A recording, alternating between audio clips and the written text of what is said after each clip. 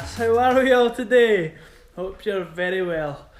This video should be relatively short compared to the rest of them, as all we're really doing is the valve clearancing on the K20. I was going to do it the other day there, however I got called away for daddy duties, and yeah, it's a bit of a work-life balance, and sort of you've got to have time to play as well. So this is the stage I'm at. I've got the oil feed line, however this will swing around the other side. As you can see there, I've got my 100 psi oil pressure sender, and that'll be connected up into the K-Pro so I can actually log oil pressures live, so I can see if it's dipping down when I'm cornering or accelerating, etc. Just to keep an eye on it, because the original one is just a pressure sensor, so if it goes below a certain pressure, it flags up. Where if I actually have it in connected into ECU, I can do some data logging as well. Right guys, I've just whipped the turbo off just so I can you know, show you guys, do it for you guys so you can see it a little bit better.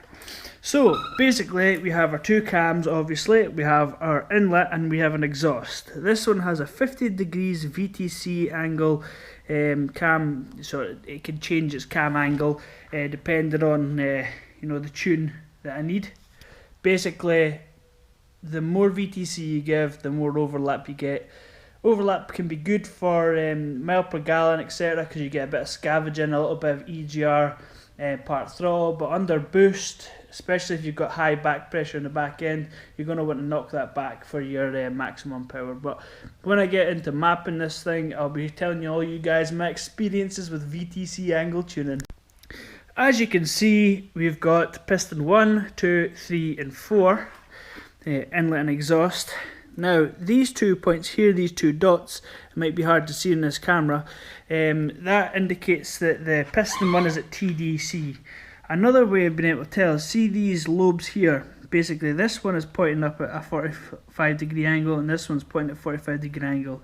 You'll find that they're the only cams that are pointing at 45 degree angles. So if you couldn't see this for some reason, you could go off of this being 45 degrees. It's basically so these here are, you can maybe see that's moving.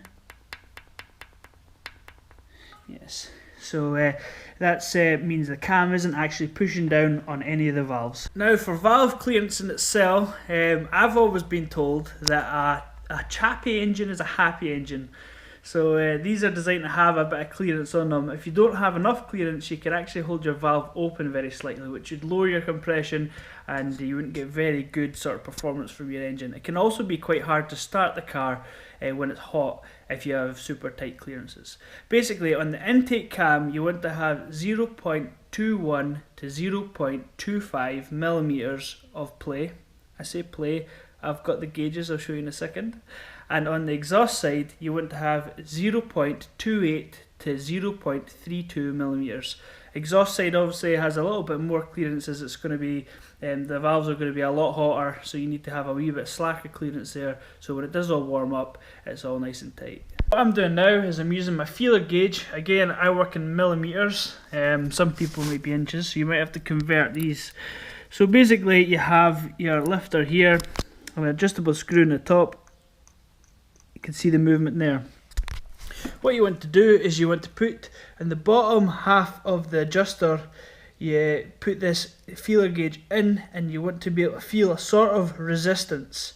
If it doesn't go in, it's too tight. If it goes in and slaps around, it's too loose. That's generally how it works. It's just as simple as that. So basically with this one here, I can get a 0.2 in, however I can't get a 0.25. So that's telling me it's in between 0.21 and 0.25. It's actually probably around 0.24, because when I point, see that? It doesn't quite go in. So, I mean, it could if I pushed it, however, that's not how they work. So I'm probably around the upper end of the scale there, maybe 0.24 or 0.23. Again, I'm happy with that. So basically, an easy thing I'm going to do is I'm going to check all the inlet first, so I don't get mixed up between my measurements. I'm going to put it back to TDC, I'm going to start, and I'm going to do all the exhaust as well.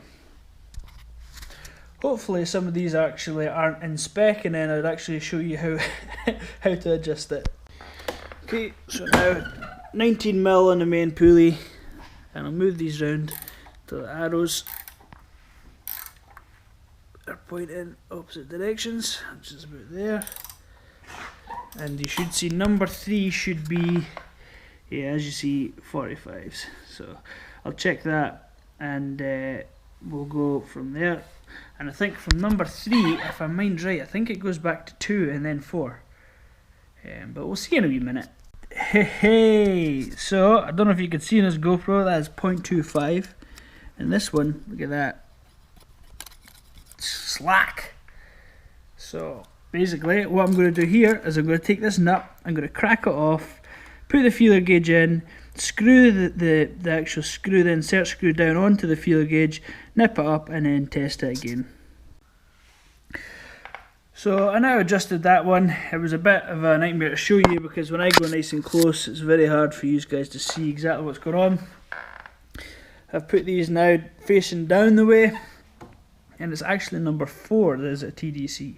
So it goes 1, 3, 4, 2. That's the sequence, and that'll be sort of to the top, 90 degrees to that, 180 from that, 270 and 360. So yeah. So again with this one, I've actually found this one will fit 0.3 in, nice and loose.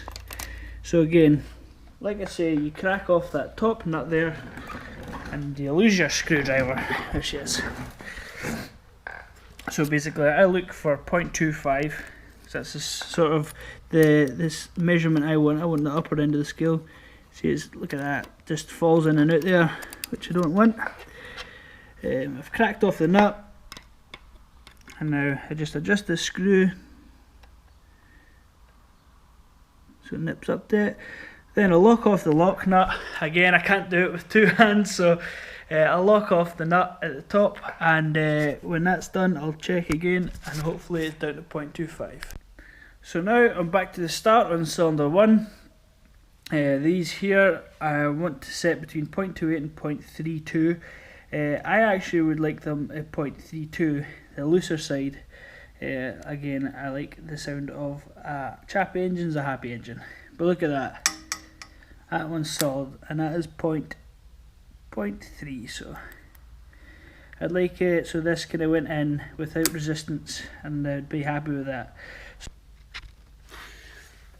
I hope you can see that okay, guys. So again, lock nuts here, and this as well, because they're both out of spec. And I want to put this here on the top, this way. So I nip it down onto it, back it off a wee bit, so I hold the screwdriver where I want it to be, and hold against it, nip it up, and see. Look at that. So 0.3 now fits. About there, happy with that there. Push down, hold the screwdriver in the same place, set it to B, nip it up, and that is the same. Nice, and I wouldn't say free, it's a very slight resistance. So while I'm at it, I'm going to change out these bolts, these studs here. The standard one, I don't know if you can see, but that one's actually sheared off. It's been sheared off for a few years anyway. All the oil was dripping down the side of the car, and I don't want that. So new seal on the rocker cover. I'm going to replace these, but this one's here, which will be torqued down to 22 Newton meters. I think if they're M8 it's 22 Newton meters. If it's M6, I think it's 12. Double check that anyway.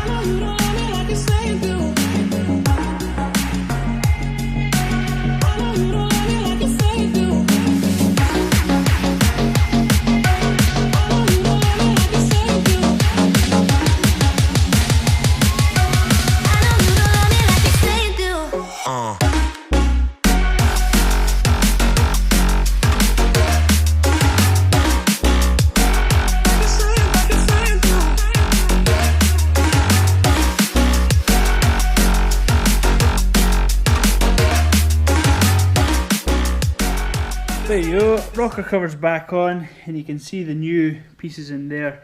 They don't stick up anymore. These are these flush ones that will actually sit on there nice and flush, you know, go on all of them.